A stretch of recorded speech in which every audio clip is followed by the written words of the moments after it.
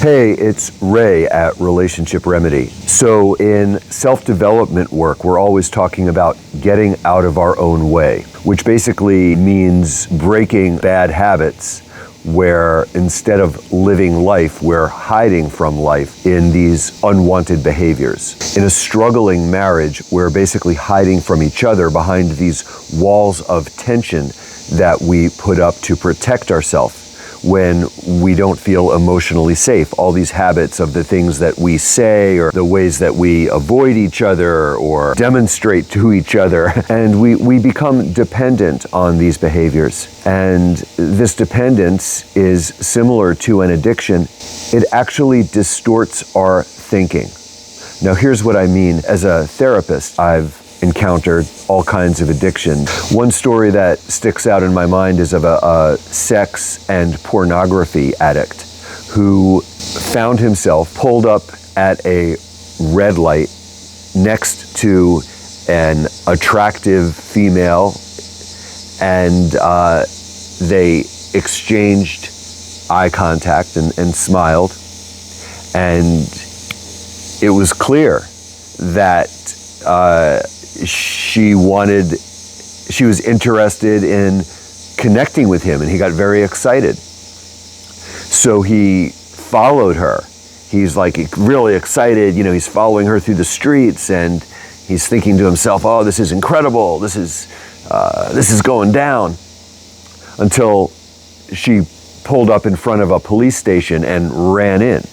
Because she's like, this guy is following me. She was, terrified. But that's the way that addiction distorts thinking. And in a marriage, eventually, once you are constantly walking on eggshells around your partner, you basically interpret almost everything they do and say as a possible threat to your emotional safety.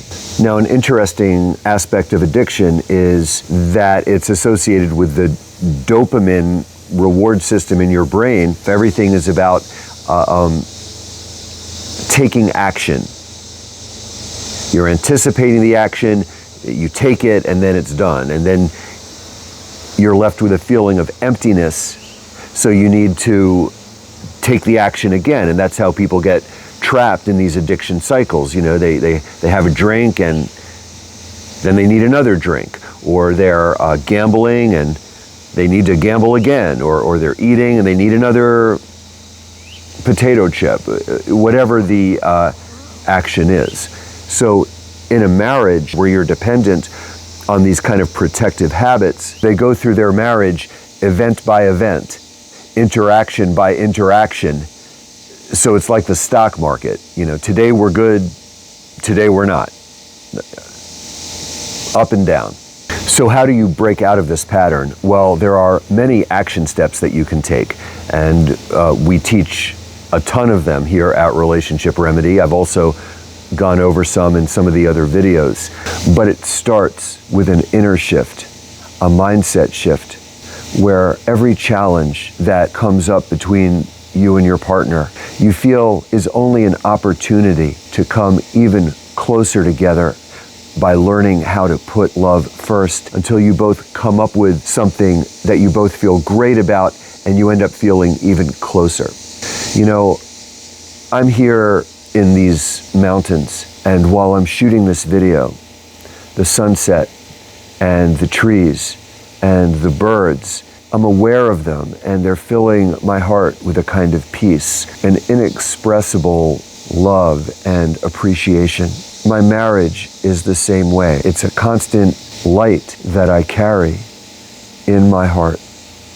Your marriage can be a part of you that sustains you, that is a constant outpouring of love from this place within you. This is how we all long to relate to our marriage. Now, if the walls have gotten pretty thick and your heart has closed up a bit and you're not sure how to open it, one incredible doorway to walk through to reestablish the flow between the two of you is gratitude.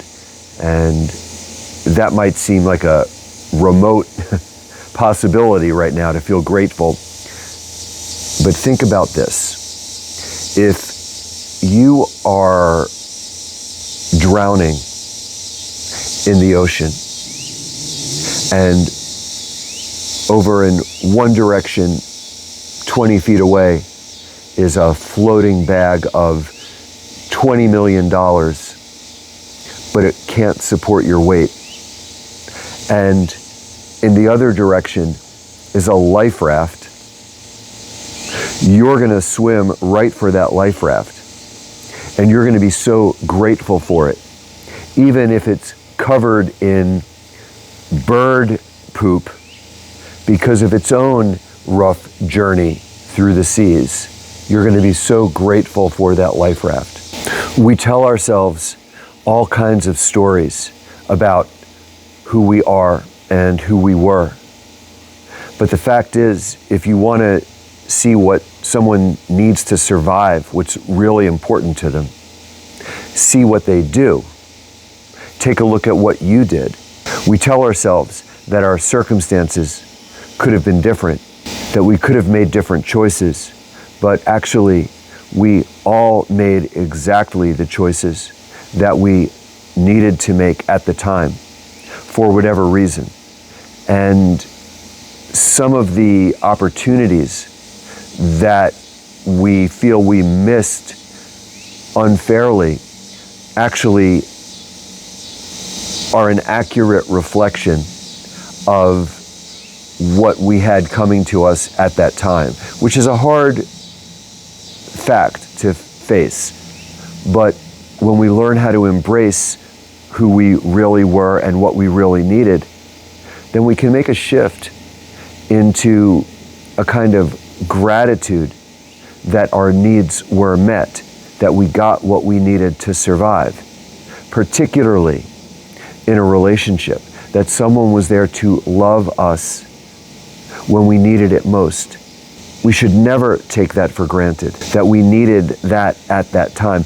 Now, I'm not talking about abusive relationships. That's a different dynamic. No one should ever be abused, violated, mistreated. So I'm in no way suggesting that we are grateful for that, and you should run far away if you are not in an emotionally or physically safe situation. But having said that, if we can look at who this person was in our life and what they had that we needed and what we shared with each other to fulfill each other's mutual survival needs. They were survival needs because we only make choices based on what we need to survive at any given time. So what was it about them that you needed, that you are grateful for? And what are the possibilities now for what you can share with each other and build on and create together? You know, I love the tropics. I love the beach. But I live here in the mountains, so I'm not worried about it. These mountains are a miracle. When you shed your illusions about who you think you are supposed to be and who your partner is supposed to be, you discover that your partner is a miracle and that you are a miracle. Your relationship is a miracle.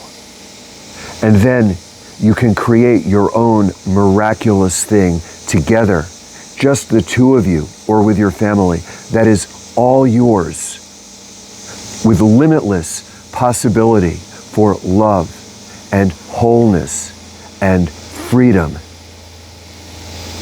So who are you now, individually and together, that you can become, that you want to become, that you're longing to become? And are you ready to wake up from the trance?